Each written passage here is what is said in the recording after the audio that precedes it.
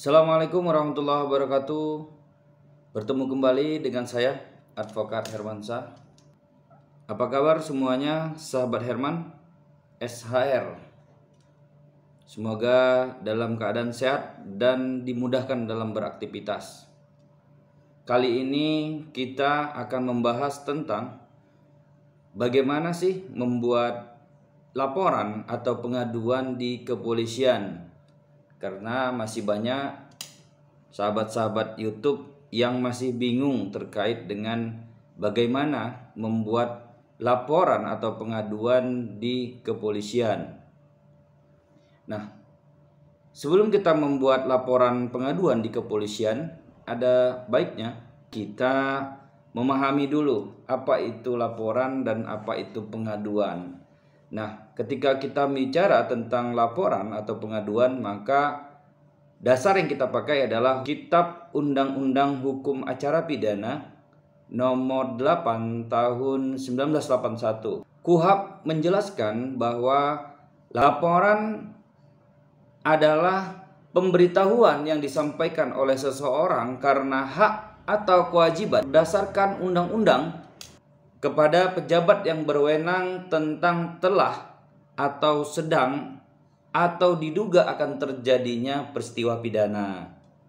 Nah, sedangkan pengaduan di dalam pasal 1 butir ke-25 KUHP disebutkan bahwa pengaduan adalah pemberitahuan disertai permintaan oleh pihak yang berkepentingan kepada pejabat yang berwenang untuk menindaklanjuti hukum seseorang yang telah melakukan tindak pidana aduan yang merugikannya. Nah, kita sudah memahami apa itu laporan, apa itu pengaduan. Nah, laporan bisa saja dibuat siapa saja yang mengetahui tentang tindak pidana, baik mengenai hak ataupun kewajibannya. Nah, kalau pengaduan adalah orang yang langsung korban diduga dari tindak pidana tersebut.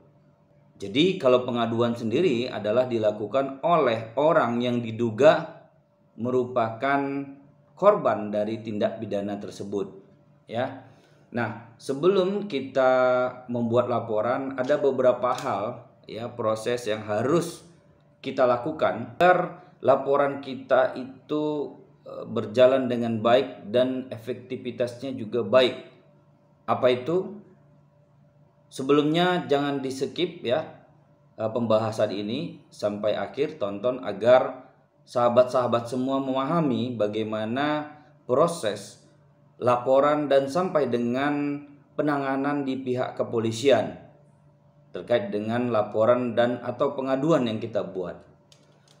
Nah, apa itu prosesnya? Satu, sebelum membuat laporan atau pengaduan, kita menyiapkan identitas diri kita. Ya, identitas diri kita itu boleh KTP, kemudian atau SIM atau paspor, atau memang kalau tidak ada ketiganya ijazah juga boleh. Nah, hendaknya identitas tersebut kita fotokopi ya untuk mempermudah kita nantinya di fotokopi. Kedua, membawa bukti surat atau bukti lainnya yang berhubungan dengan tindak pidana. Tiga, membawa barang-barang bukti. Kemudian keempat, jangan lupa identitas untuk para saksi.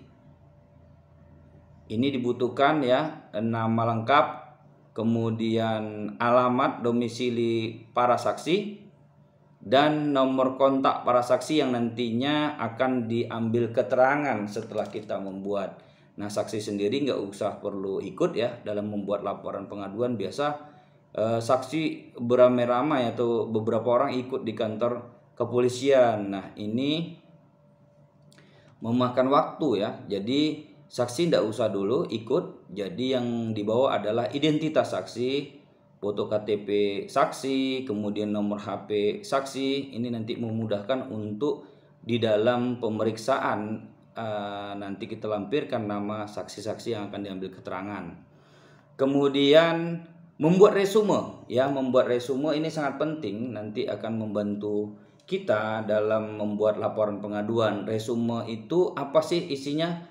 Pertama, identitas nama kita, pelapor, kemudian identitas terlapor, Nah, terlapor sendiri hendaknya memang kalau memang bisa disertakan juga fotonya agar nanti petugas atau penyidik yang menangani perkara ini dengan tidak sulit ya untuk segera melakukan penanganan perkara. Kemudian tempat terjadinya tindak pidana atau lokus ya, ini nanti menentukan apakah pihak kepolisian yang kita lapor ini berhak untuk menangani tersebut, atau kalau memang kita mau ke Polres, biasanya di Polres juga bisa. Nah, Polres berarti dia membawahi satu wilayah kabupaten atau kota. Kemudian waktu terjadinya tindak pidana itu kapan? Kemudian kronologis singkat tentang terjadinya tindak pidana ya. Juga yang paling penting adalah menghitung kerugian, berapa besaran kerugian yang saudara dirugikan. Contoh yang kita lapor misalnya kerugian terhadap penipuan, berapa yang ditipu kan, kemudian atau penggelapan berapa nominal. Nah, nominal ini diharapkan tidak berubah-ubah. Nanti kita membuat laporan di SPKT, kemudian nanti pada tahap penyelidikan dan penyidikan hendaknya sama, makanya dihitung secara benar. Jadi kunci laporan itu adalah tidak berubah-ubah tentang nilai kerugian. Nah, setelah itu dibuat ya, setelah itu ada, silahkan datang ya ke Polres atau ke Polsek yang terdekat mana. Kalau memang mau ke Polres lebih baik. Nanti kan juga biasanya kalau memang penanganannya harus di Polres, kalau memang nanti penanganannya harus di Polsek, biasa ada delegasi antara Polres dan Polsek setempat. Nah, laporan atau pengaduan ini hendaknya memang didukung dengan dua alat bukti yang sah. Dua alat bukti yang sah di sini dimaksud sebagaimana pasal 184 KUHP ya, tentang alat bukti itu ada keterangan saksi, keterangan ahli, bukti surat, kemudian bukti petunjuk, dan keterangan terdakwa. Jadi yang bisa diterima atau naik ke dalam tahap sidik nantinya adalah satu laporan atau pengaduan yang dilakukan didukung dengan minimal dua alat bukti yang sah. Nah, kemudian datang ke Polsek ya, tadi Polsek atau Polres, silahkan dipilih di mana yang terdekat. Nah, kemudian saudara mendatangi Sentral Pelayanan Kepolisian ya atau SPKT. Setelah datang ke SPKT, saudara jelaskan bahwa saudara adalah korban dari dugaan tindak pidana.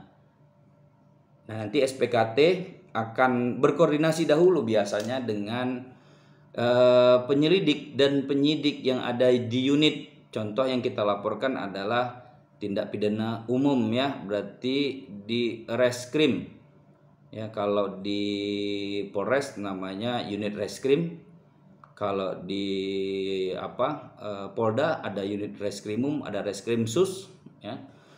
Nah, kita bicara mungkin sekup Polres ya, kita laporkan di unit Reskrim, nanti ada di situ petugas yang piket, namanya piket Reskrim, itu ada penyidik pembantu dan penyidik, juga ada pawasnya, ada perwira pengawas yang terkait dengan piket untuk menangani perkara-perkara yang dilaporkan atau yang diadukan.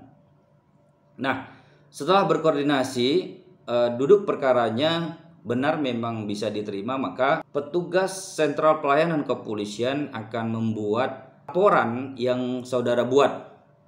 Nanti bentuknya dalam STPL, namanya surat tanda bukti lapor ya, STPL. Nah, itu biasa yang ditanya adalah identitas pelapor, kemudian identitas terlapor, kronologis singkat perkara, tempat kejadian perkara, waktu terjadinya perkara, kemudian terakhir adanya nilai kerugian. Nah, kalau yang dilapor misalnya tentang penganiayaan atau tentang mungkin pencabulan atau pemerkosaan, itu biasanya penyidik atau SPKT nanti dahulu untuk memeriksanya mungkin akan dikasih surat pengantar untuk melakukan visum et repertum. Petrum et repertum ini juga diperlukan terkait dengan untuk menguatkan atau merupakan bukti surat dari pasal 184 KUHP. Nah, setelah adanya laporan, ada STPL, kemudian sudah diambil keterangan, maka biasanya SPKT akan memberikan surat bukti tanda lapor kepada kita yang asli 1 lembar. Itu diupayakan jangan hilang, karena itu merupakan dasar kita, nomor laporan kita untuk nantinya menindaklanjuti laporan yang kita buat.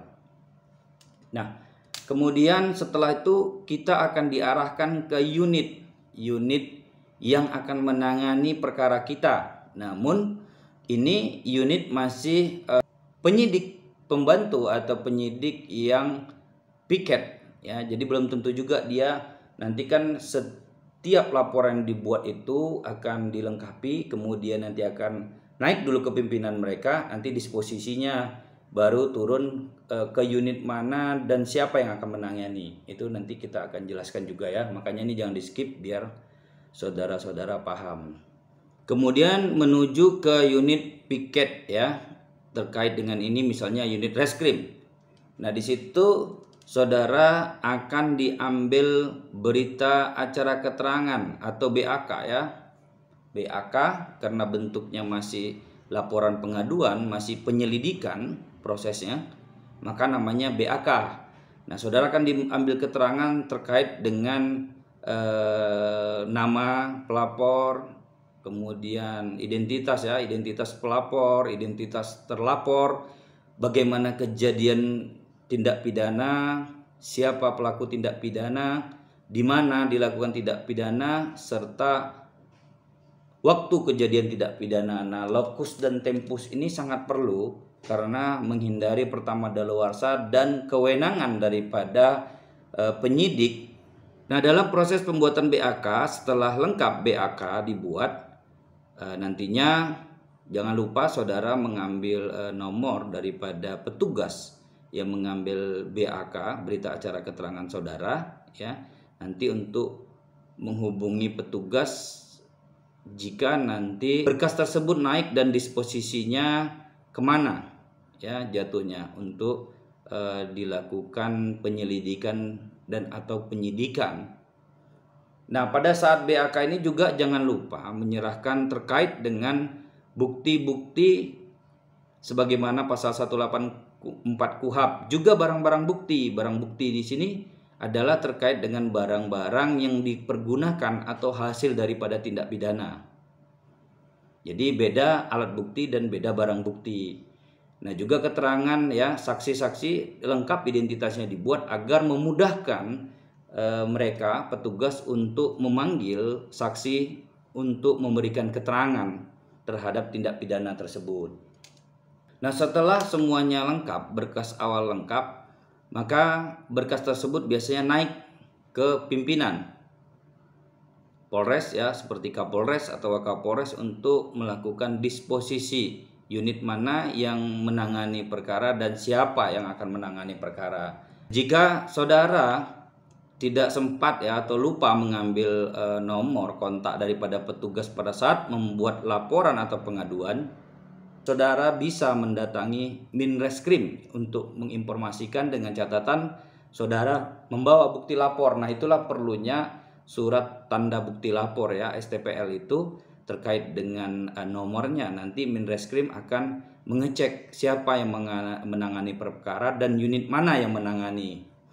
Nah, kalau sudah ada dari Minreskrim, saudara silahkan berkoordinasi dengan penyidik atau penyidik pembantu yang menangani perkara. Nah, terkait dengan perkara yang baru dilaporkan itu biasanya namanya masih dalam perkara penyelidikan, ya, penyelidikan. Jadi kan ada penyelidikan dan ada penyidikan. Ini yang membedakannya adalah prosesnya. Nah, kemudian biasanya itu pada saat penyelidikan berkas itu turun, maka saudara akan disuruh datang kembali untuk diambil keterangannya. Itu akan diajukan BAK lanjutan terkait dengan keterangan saudara. Juga penyelidik dalam hal ini yang dilakukan oleh penyidik pembantu, ya, atau penyidik alat-alat bukti seperti keterangan saksi, kemudian bukti surat, dan bukti lainnya seperti barang bukti lainnya yang nantinya akan dikumpulkan guna untuk dilengkapi dalam proses gelar, karena setiap tindakan penyidik wajib dilakukan gelar. Nah, setelah ini lengkap, ya, proses penyelidikan namanya, setelah ini lengkap, barang bukti sudah ada minimal dengan 2 alat bukti yang ada, ya, pasal 184 KUHP, minimal keterangan saksi, kemudian saksi di sini termasuk adalah saksi pelapor. Ya, pelapor juga merupakan saksi. Penyidik pembantu dan penyidik akan melakukan gelar perkara, namanya gelar perkara, nanti akan dihadiri oleh perwira pengawas juga, KBU ada, semuanya ada. Dilakukan gelar apakah layak dan pantas perkara yang kita laporkan tersebut naik ke tingkat. Kalau memang biasanya kurang, penyidik atau penyidik pembantu akan mengirimkan surat SP2HP kepada saudara. Jadi nanti nampak SP2HP, surat pemberitahuan perkembangan hasil penyelidikan. Jadi apakah itu kurang atau lengkap? Nah, kalau dia kurang, silahkan saudara lengkapi dengan berkoordinasi dengan penyidik atau penyidik pembantu terkait apa kekurangannya. Apabila sudah lengkap, maka prosesnya masuk kepada penyidikan. Nah, proses penyidikan ini adalah proses yang sudah sangat serius karena dia sudah pro justisia. Masuk ya ke tahap selanjutnya, ya tahap 3 adalah proses penyidikan. Nah, proses penyidikan ini saudara akan diambil lagi keterangannya karena bentuknya nanti bukan lagi BAK tetapi BAP, berita acara pemeriksaan, ya. Jadi BAP bentuknya, BAP saudara sebagai pelapor, ya pelapor. Kemudian saksi-saksi juga gitu, dari BAK akan diulang apabila ada keterangan yang ingin ditambahkan, nanti akan ditambahkan. Nah, setelah semuanya lengkap, setelah udah ada BAP lengkap semuanya, pelapor, kemudian para saksi, kalau memang dibutuhkan saksi ahli bisa juga dihadirkan saksi ahli, dan terlapor, dalam ini saksi terlapor, ya. Apabila saksi dipanggil, terlapor tidak hadir 2 kali juga tidak menghalangi proses. Apabila semuanya sudah lengkap, saksi telah ada, 2 alat bukti terpenuhi dan laporan ada, maka kembali penyidik pembantu melakukan gelar perkara terhadap penetapan tersangka. Setelah 2 kali dipanggil secara patut, terlapor tidak hadir, maka penyidik akan mengeluarkan surat perintah membawa. Di sini surat perintah membawa bukan surat penangkapan, ya, tapi surat perintah membawa terlapor. Itu termasuk upaya paksa pertama. Jadi setelah ada terlapor bisa dibawa upaya paksa, maka setelah dilakukan pemeriksaan terhadap terlapor, kemudian penyidik akan melakukan gelar perkara apakah terhadap penetapan tersangka ini akan dilakukan penahanan. Nah, penahanan di sini dilakukan agar memudahkan daripada penyidik untuk melakukan proses hukum terhadap laporan atau pengaduan yang saudara buat. Apabila terlapor tidak dapat dilakukan upaya paksa, maka penyidik akan mengeluarkan biasanya surat perintah penangkapan. Surat perintah penangkapan itu biasanya keluar dalam waktu untuk 30 hari. Jadi perintah penangkapan itu di sini karena pidana umum, dia masuknya penangkapan untuk 1 kali 24 jam. Jadi begitu juga kalau misalnya perintah membawa paksa itu ada si terlapornya, maka biasanya juga akan melakukan gelar perkara untuk penangkapan dan atau penahanan yang dikeluarkan oleh penyidik.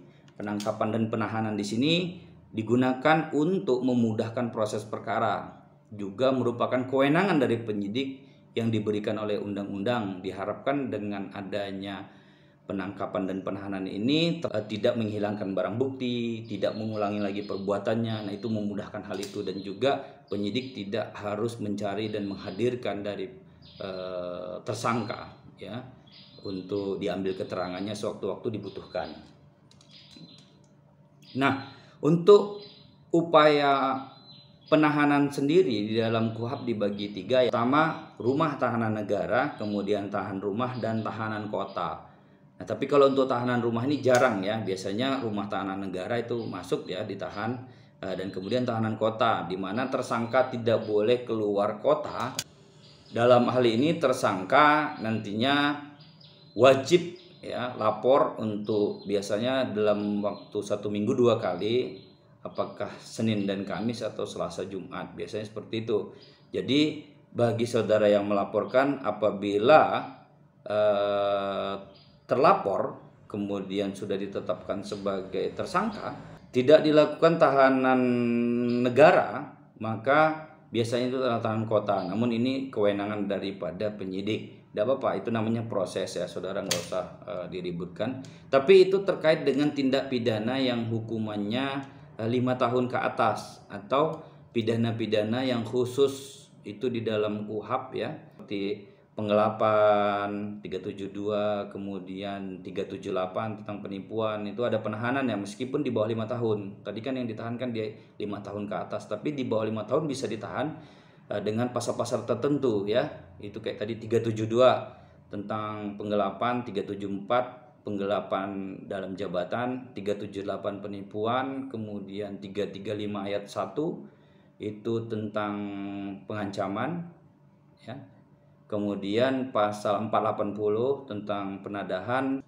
Nah, penahanan yang dilakukan kepada tersangka pada waktu penyidikan itu paling lama untuk yang pertama 20 hari ya, untuk kelengkapan berkas. Nah, apabila dalam waktu 20 hari telah lengkap berkas, langsung nanti jadi dilimpahkan ke kejaksaan. Namun apabila dirasa kurang dan pemeriksaan masih kurang, maka perpanjangan penahanan dapat dilakukan penyidik ya, dengan dari izin daripada jaksa, JPU, jaksa penuntut umum ya, untuk 40 hari. Jadi total di kepolisian itu ada 60 hari. Nah, 60 hari ya. Jadi setelah 60 hari maka demi hukum itu tersangka harus dikeluarkan. Nah, namun di sini ada pasal pengecualian terkait dengan tindak pidana, itu di pasal 29 KUHP. Tindak pidana yang diganjar dengan 9 tahun lebih boleh dilakukan perpanjangan lagi. Contoh misalnya 338 itu kan pembunuhan, atau 340 itu pembunuhan berencana. Kemudian penganiayaan yang menyebabkan orang luka berat dan atau orang meninggal dunia, 351 ayat 3 ayat 4. Nah, itu ada pasal pengecualian, dibolehkan untuk perpanjangan 30 hari pertama, kemudian untuk perpanjangan lagi 30 hari kedua. Nah, ini izinnya kalau dia pada tahap penyidikan atau penuntutan, itu izinnya ke Ketua Pengadilan Negeri. Nah, Ketua Pengadilan Negeri di sini yang dimintakan izin untuk perpanjangan itu. Jadi penyidik nanti mohonkan ke Pengadilan Negeri. Nah, terkait dengan barang-barang bukti tidak pidana juga nantinya akan disita. Itu disitanya pada saat penyidikan ya. Penyidikan itu ada namanya nanti dari kita akan diambil barang-barang tersebut dan akan disita. Jadi surat penyitaan juga ada nanti dibuat dari Pengadilan Negeri. Penyidik yang akan mengurus itu merupakan kelengkapan berkas-berkas yang tahap 1 yang harus dilakukan oleh penyidik kepada JPU. Nah, setelah waktu standarnya 60 hari ya, berkas lengkap semuanya dan dinyatakan oleh JPU berkas lengkap, maka tahap akhir adalah tahap 2 yang kita sering adalah penyerahan tersangka dan barang bukti atau alat bukti. Nah, itu nanti berarti setelah berkas diserahkan, kemudian penyidik akan menyerahkan tersangka dan barang bukti yang ada. Jadi setelah itu diserahkan, setelah P21, maka selesailah proses penyidikan yang dilakukan pihak kepolisian. Kemudian nantinya akan diteruskan oleh pihak kejaksaan. Nah, jadi hal yang sahabat perlu perhatikan adalah terkait dengan koordinasi sahabat dengan pihak kepolisian, dan rajin-rajinlah meminta SP2HP ya. SP2HP, surat pemberitahuan perkembangan hasil penyelidikan atau hasil penyidikan, dua-dua namanya SP2HP, sampai di mana perkembangan hasil penyidikan terkait perkara yang saudara laporkan.